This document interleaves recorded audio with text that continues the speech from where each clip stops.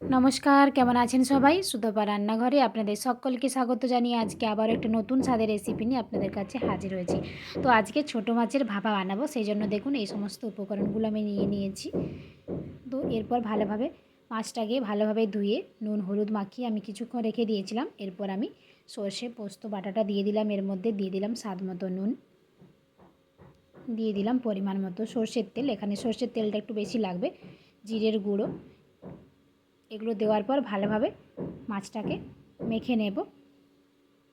এই ছোটো মাছের ভাপাটা যারা এখনও বাড়িতে বানাননি, ঝটপট বানিয়ে ফেলুন এই দুর্দান্ত স্বাদের রেসিপিটা। এরপর কেটে রাখা টমেটোগুলোকে এর মধ্যে দিয়ে দিলাম।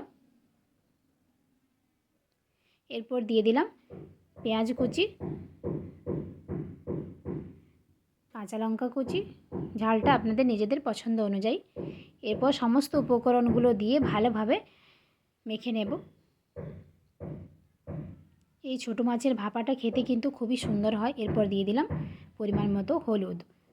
তো অবশ্যই একবার বাড়িতে বানিয়ে দেখুন, গরম গরম ভাতের সাথে খেতে কিন্তু দুর্দান্ত স্বাদের হয়। তাই ঝটপট বানিয়ে ফেলুন এই দুর্দান্ত স্বাদের রেসিপিটা। তো সমস্ত উপকরণ দিয়ে আমার মাছগুলো ভালোভাবে মাখা হয়ে গেছে।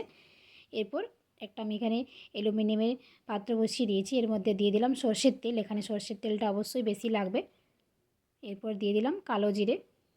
এরপর মাছটা দিয়ে দিলাম যে মেখে রেখেছিলাম।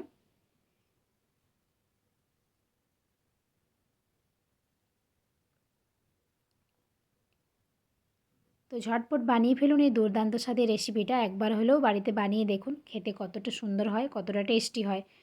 তো এরপর দেওয়া হয়ে গেছে আমার গ্যাসের ফ্লেমটা, কিন্তু এই সময় লো টু মিডিয়ামে রাখবেন, হাই দেওয়া যাবে না।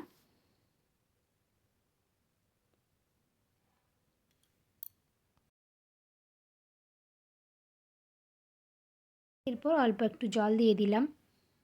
জলটা ফুটে গেলে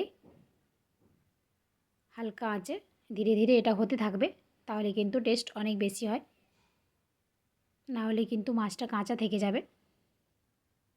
তো দেখুন ভালোভাবে অল্প একটু নাড়াচাড়া করে নিলাম। এরপর ফুটে গেলেই এটাকে ঢাকা দিয়ে দেব।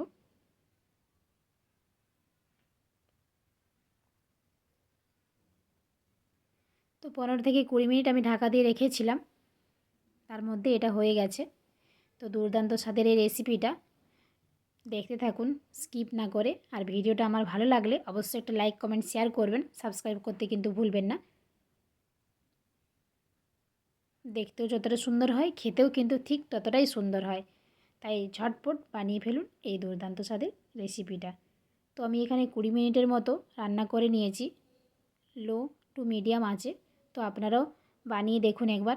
এরপর ওপর থেকে একটু কাঁচা সর্ষের তেল দিয়ে দিলাম, আর দিয়ে দিলাম কুচানো ধনেপাতা। তাহলেই কিন্তু রেডি এই দুর্দান্ত স্বাদের রেসিপিটা। তো ঝটপট বানিয়ে ফেলুন এই দুর্দান্ত স্বাদের রেসিপিটা। তো দেখুন রেসিপিটা বানিয়ে নিয়েছি, আপনারাও পারলে বাড়িতে একবার অবশ্যই বানিয়ে নিন। তো রেডি হয়ে গেছে ছোটো মাছের ভাপা। তো আজকের ভিডিওটা এখানেই শেষ করছি। সবাই ভালো থাকবেন, সুস্থ থাকবেন, সাবধানে থাকবেন। ধন্যবাদ।